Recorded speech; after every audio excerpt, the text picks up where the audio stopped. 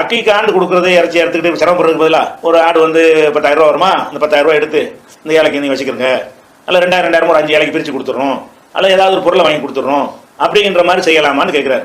இன்னதுதான் செய்யணும் அப்படின்னு சொல்லப்பட்ட ஒரு விஷயத்துக்கு அதை மீறினா அல்லாஹ் மீறின மாதிரி தான் ஆகும். இப்போ உதாரணமா வந்து அரசாங்கத்துக்கு மனு போடுறீங்கன்னா ரெவன்யூ ஸ்டாம்ப் ஓட்டணும்னு போடுவான், 50 காசு ஸ்டாம்ப் ஓட்டணும்னு போடுவான், 5 ரூபாய் ஸ்டாம்ப் போட்டா கிழிச்சு போட்டுருவாங்க. ஒரு மனிதனுக்கு இந்த மாதிரியான ஒரு எதிர்பார்ப்பு இருக்கும் பொழுது அதையே நம்ம மீறக்கூடாதுன்னு விளங்கி வச்சிருக்கும் பொழுது சொல்றது அல்லாஹ், ரசூலுல்லாஹ் சொன்னால் அல்லாஹ்வுடைய மார்க்கம் தானே.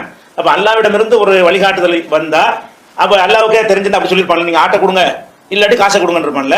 இறைவனுக்காக வேண்டிய ஒரு ஆட்டை இறக்கும்போது ஒரு பலியிடுதல் என்பது இதை அடிப்படையாக வைத்தான். இறைச்சியை நம்ம பங்கிட்டு கொடுக்குறோம், அது ஒரு விஷயம். இறைச்சியை பங்கிட்டு கொடுத்தாலும் அந்த ஒரு செயல் தான் செய்யணும் அப்படிங்கிறதுக்காக தான் செய்யப்படுது.